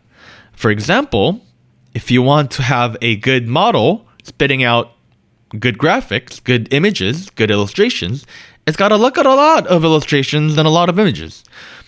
After you go through thousands, hundred thousands, millions, billions of images, then it's going to be good. Which, let's be honest, these companies didn't go ahead and send out a letter of consent to all of these artists. This is where the biggest ethical question is kind of looming over this. Is like, clearly, so many people's art was used without consent in training these AI models. True. Is that a problem? The proponents argue that it's nothing different from a person looking at a lot of art and replicating it, while the dissenters, I guess, would argue that no, it's very different. You're training an AI model. Nobody looks at art like an AI model. Just because a person looks at art doesn't mean they're able to produce it. That's different. It seems like that argument to me, what I've seen online is like the AI stuff that didn't consume a ton of data. It's like, oh, it looks like this person's art, right? But it seems like the AI things that has consumed a shit ton of data, people typically can't complain because they can't differentiate. That's a part of it, yes. Because consent was not present, and because, for obvious reasons, artists have not been very... they don't feel comfortable with the way some of their art styles are replicated in AI. Yeah. Especially when it's distinctive. Right. It is... That, I think, is... Yeah, it's a bit of a problem. I can see that for sure. Yeah. Especially if, like, so like an artist like Keith Haring, who's a famous artist, he has a very distinctive style, right? Mm-hmm. If an AI bot, if someone's like, draw me a picture of a guy with a dog and it looks like Keith Haring's artwork, we have a big problem here, right? Yeah. But if it consumed every single version of a picture of a dog and its master and there's like art and there's real life images, and then it pumps out something, typically people don't complain because it looks like, you know, like a normal thing, right? Yeah. So I think that's a slippery slope there. Yeah, I mean, another thing that is a question, right? I don't know when it will get there. If it's gonna get there, probably will. But with Gen AI is when you have content, right? And this data that you're learning from, and it's usually from the internet, it's usually like in that space, and then you produce AI content within that space, right? So you're saturating this data with AI content. This data is not clean anymore. Like you have content that is produced by AI and not, yeah, right. So there will come a point where you get a lot of AI content out there that AI is using to learn, and it messes it up. Like the quality goes down really bad. So I don't know if we'll get there. At what point we'll get there? We're there already with like certain models and with limited training models. Like that's already a thing. And you can kind of tell if you look at, for example, hands. Look at the hands, guys. The thing is, like, here's the crazy part about generative AI. It's things are developing at a crazy pace because of the innate nature of AI. Things are only gonna go faster from here. The hand problem has been solved. You know those videos where like it started with like a guy eating spaghetti and it looks like a demon and it's all ridiculous or something, right? And then and then on YouTube they show this is what it looked like last year. This is what it looks like this year, right? And it's like 10 times better. And then I bet you next year it's gonna look 100 times better than that one, right? Like The hand problem has been solved, and there are known ways to avoid it. And this is where the concept of a singularity comes in, because things are only gonna go faster from here. I think bringing this back to K-pop, I think it's going to be heavily pushed back upon until AI is just a very inherent part of non-K-pop daily life, right? Because we're starting to see more and more AI and stuff, but it's not nearly a lot. We're not very saturated with it in the general public. Until we reach that point, I bet you it's going to be pushed back upon very hard. I also, the ethical question of the lack of consent in training is not something that's easily solvable by regulation, because, like, for example, let's say tomorrow America decided to implement a law where, like, you can't use AI for art if the AI model was, you know, using art that was, you know, that they didn't have consent to use. Let's say that happened. Then it becomes fucking useless. Like, you know what I mean? Like, how much art are you gonna actually have rights data. to? Yeah, like now it's fucking shit. It's done. Like, so it's stuff. And on a global stage, if we're the only country who just outlaws all that shit, then we're gonna be so behind in that regard, right? Yeah. So you just it's that kind of thing where, you know, if everyone's gonna use it, we gotta be the best at it then, right? But what does that mean? At the end of the day, though, in terms of like usage in K-pop and stuff, I could see it being used minorly, but I think when you use it like majorly, like what was in this MADEIN video, you're just getting hit right in the face with the uncanny valley, and it just doesn't work. I think this naevis thing did a better job because at least it presented itself as AI. So there's obviously, you can tell it's not a real person, but in certain shots, it looked pretty good to me. You know? I do think a good analogy is blue screen or green screening things, right? Yeah. Like, if you just slap on a footage on top of another footage and take out the color blue, like, it's gonna look homemade. You know what I mean? But if you take a lot of effort to fix the lighting, you know, make sure you film the things right. Better.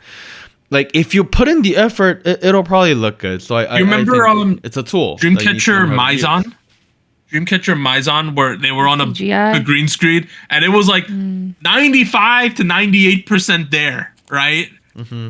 But the lighting was like 2% off, and it was like, something's off with this, right? Yeah, but we're getting really close. Even though you know all these K-pop music videos, when you see CGI, you're like, all right, well, all this is fake, right? Same thing in movies. But it's definitely getting better.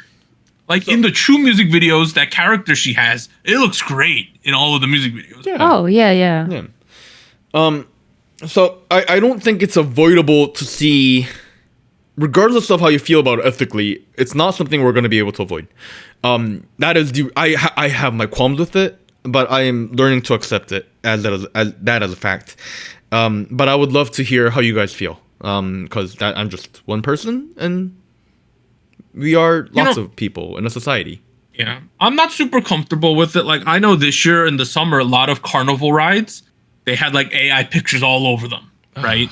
Because it's like a really cheap way to get art to put on your fake Ferris wheel that you drag around all around the country, right? Just take a picture with your fucking phone. Or the other use of AI I've seen, like, people make fireworks and they wrap them in like shitty art, and it was all AI this year. Everything was just covered in AI. I don't know. It just felt a little weird to me. I mean, I'm in the amateur music making scene. The amount of people who put out AI art for cover art is like, you know what I mean? Like, this is a fucking thing. Yeah, let us know what you think about K-pop's potential uses of AI going forward. Do you like something like a naevis? Did you think that this MADEIN music video went too far? What's the right amount, and what do you think is going to happen going forward? All right. I guess we'll see you in 2 weeks. Warren wants to go watch the debate. It's starting in a minute. We'll see you guys then, everyone. Go America! Bye-bye. Bye. Okay, we ended on time. All right, 5, 4, 3, 2, 1. All right, we are in the after hours today. We are going to be talking about AI in music, in K-pop, and in general. I am not an AI user, to be completely honest with y'all. You don't use ChatGPT? I don't think I've never inputted anything other than when you're here, Warren, in my life. Okay. I don't have a need for it. Okay. Wow. Maybe I'm old fashioned in that sense. No. I mean, it's still a new tool. Like, it's not. I don't think it's a tool where, like, until you start using it regularly, it's not something you find use for it. You know what I mean? The only time I use AI, right, is when I use like Bixby on my phone, or I talk to my Alexa, or things like that. But I'm not like actually using it to create anything. I'm just asking like, what's the weather like, or when's sundown today, or what's the traffic like, you know? Okay, let's start with what an AI is, right? Like, and I'm not gonna dive into like the tech of everything. Like, we're not a tech podcast. We're not Verge, we're not Engadget, we're not, any of those fuckers. But I can tell you the difference between predictive AI and generative AI. And what's blowing up these days is generative AI. Predictive AI is are models that help you predict what's going to happen, help you predict trends based on information it is fed. Data. Mm-hmm. Right. That's predictive data, whilst generative AI is artificial intelligence that can generate things, generate text, generate images, generate music, generate videos, generate code, generate a novel, that sort of thing. You know what I mean? It is making things based on stuff that you asked it to do.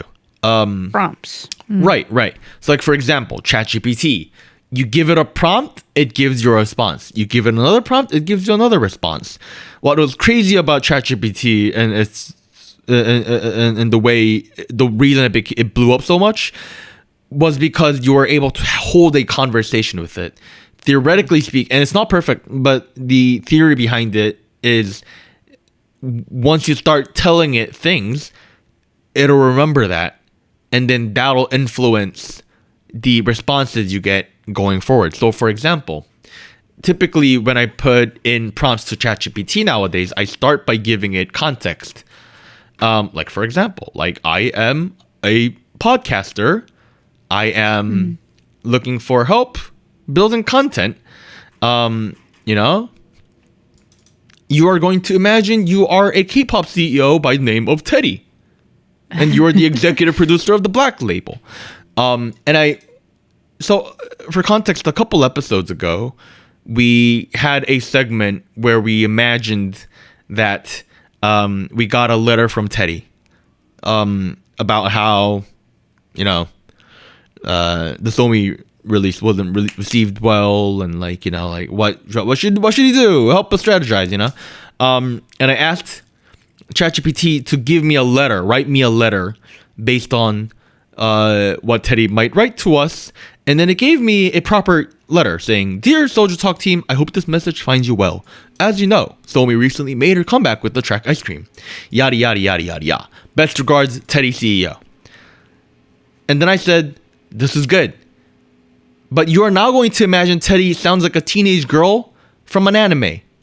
Write the same that's how thing, we but got now that. make it sound very cutesy and ooh-oo." And then immediately the subject line was, "Ooh-oo, help me with Somi's next comeback. Squinty face," you know? How prevalent do you think AI usage is in K-pop? Right Let's just get now? into it. Or how much do you think it's being considered to be used? Like you making album covers or helping with lyrics or things like that. So this is the first ethical question we have with AI, right? Because like, because it spits out creations, people are concerned about it replacing people's jobs as creators, as artists. You know, people. Which it putting out definitely cover could. art. It definitely could. It at the end of the day, if this technology becomes so good to a point, and we go beyond singularity to a point where the AI art is virtually indistinguishable from human-made art, and it makes us like feel stuff. Damn, maybe it might. You know what I mean? Like I feel like certain jobs are more at risk, like a graphic designer. You know what I mean? Versus like a lyricist, I think it's gonna take more time, right? Because it's more nuanced. But like making pretty images, some of the AI images, like, all right, some of them look ridiculous, right? Like you see something with like 7 fingers or something, right? Yeah. But some just regular images look pretty good, in my opinion. Yeah. What I think is most likely, and I'm going to be, naively optimistic here a little bit, is that I foresee it becoming a tool. Kind of already is, yeah. Right. The same way when Photoshop was released, people thought it would completely replace people drawing with their hands. And you know what? To a certain degree, it did. But it didn't completely take away from art becoming a creative medium. It became a tool. It became something that helps people, go further with their creative direction. And I think AI helps in that aspect because it helps with inspiration. It helps, you put together some basics, and then, you can, use that as a starting point. You think it could be a good like shell or a starting point from where you're going, right? Right. It helps you get rid of the kind of boring process of art production a lot of the times. And I think if we're naively optimistic about it, I think that's the best outcome we can have with this becoming a tool. In the current industry right now, as a designer myself and a musician and as a hobbyist, I think it is critical that you kind of learn how to use these tools and stay up to date so that when you are in a crunch, you're able to use them. That's where I see the industry headed, regardless of the ethics question, which that's the can of worms, right? Like, Yeah. I don't think it applies to everybody. Don't get me wrong. You know what I mean? Like, Doug is living his life fine without any generative AI in his life. I don't need it. No. I don't need it. Chilling. But the way I've been using it, for example, is for me, English is a second language. Sometimes when I You write, translate things. right. Sometimes when I write things in English, I'm Your like, resume. I feel like I don't think things are worded properly, or maybe I'm using words that sound a little unnatural. Maybe there's connotations I'm missing. Maybe there's better ways to word things, so that it sounds more confident, or vice versa, right? I have been relying on that tool a lot in that aspect. For this podcast, it's helped me translate a bunch of things. I'm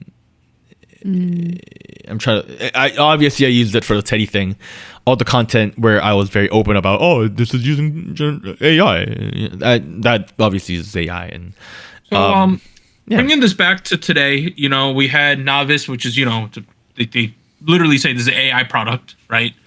We have something like MADEIN, where they used it, but people weren't happy because it's like you didn't need to, right? You remember back a while back, 17, some of their teasers were using AI, right? Maestro. And then I remember in one of the NCT music videos a while back, some of the clothing was kind of warping a little on purpose, right? Baggy Using AI, jeans. baggy jeans, right? Yeah. Those are all different usages, different levels of usages. I feel like, to me, I think it really comes down to, is it done well or not? Because, like, something like a MADEIN looks bad. People go, what the F is this, right? Now, people are talking in the 17 thing. It's like, oh, they use some AI. But then the big discussion was how much did they use, right? Which means it was pretty good, probably, right? And then something like the Baggy Jeans music video where they used AI on the clothing and it was warping, it looked fine. So no one really had any complaints about it, right? So it seems to me at the moment on this base level, a lot of the reaction is coming down to like, was it good or not? I mean, at the end of Use the it day, well. right? It's a tool. Like if you're able to use it well, it's gonna be good. If you're not able to, And use it blends well, in it's and not good. it's not too noticeable, right? Yeah. And I think the other flip side of the reactions that we get about generative AI in K-pop has been the ethical aspect of it. And I think the first ethical aspect of it was the part I alluded to earlier, whether it's gonna take jobs. Maybe, probably not. That's what I think. The other aspect of it is the way these models are trained and whether there was consent involved or not. Now, in order to get these generative AI models to work, it needs to be trained. It needs to be trained on what? It needs to be trained on data. For example, if you want to have a good model spitting out good graphics, good images, good illustrations, it's got to look at a lot of illustrations and a lot of images.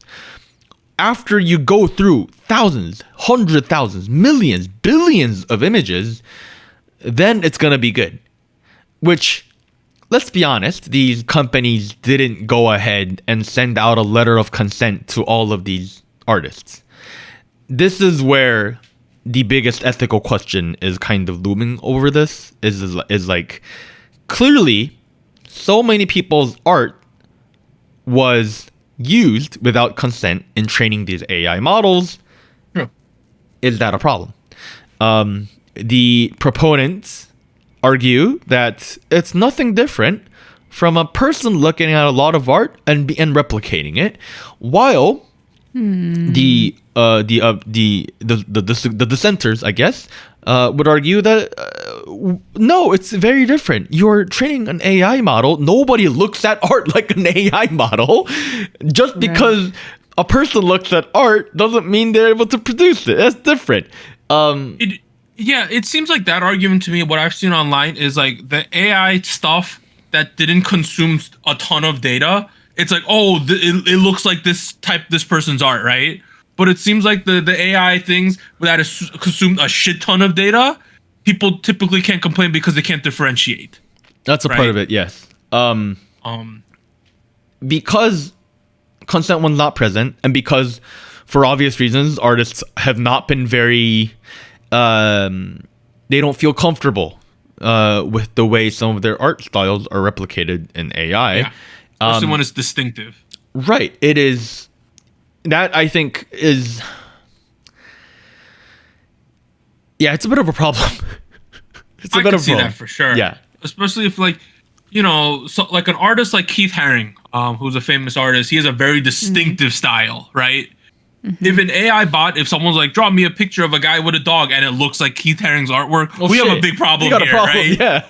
But if it consumed every single version of a picture of a dog and its master, and there's like art and there's real life images, and then it pumps out something, typically people don't complain because it looks like, you know, like a normal thing, right? Yeah. So I think that's a slippery slope there. Yeah, I mean, another thing that is a question, right? I don't know when it will get there. If it's gonna get there, probably will. But with Gen AI is when you have content, right? And this data that you're learning from. And it's usually from the internet, it's usually like in that space. And then you produce AI content within that space, right? So you're saturating this data with AI content. This data is not clean anymore. Like you have content that is produced by AI and not, yeah, right. So there will come a point where you get a lot of AI content out there that AI is using to learn, and it messes it up. Like the quality goes down really bad. So I don't know if we'll get there. At Oh, what point we'll we're get there there? already with like certain models and with limited training models like that. That's already a thing, and you can kind of tell if you look at, for The example, hands. Look at the hands, guys. the thing is, like, here's the crazy part about generative AI. It's things are developing at a crazy pace because of the innate nature of AI. Things are only gonna go faster from here. The hand problem has been solved. You know those videos where like it started with like a guy eating spaghetti and it looks like a demon and it's all ridiculous or something, right? And then and then on YouTube they show this is what it looked like last year. This is what it looks like this year, right? And it's like 10 times better. And then I bet you next year it's gonna look 100 times better than that one, right? Like, yeah. The hand problem has been solved, and there are known ways to avoid it. And this is where the concept of a singularity comes in, because things are only going to go faster from here. I think bringing this back to K-pop, I think it's going to be heavily pushed back upon until AI is just a very inherent part of non-K-pop daily life, right? Because we're starting to see more and more AI and stuff, but it's not nearly a lot. We're not very saturated with it in the general public. Until we reach that point, I bet you it's going to be pushed back upon very hard.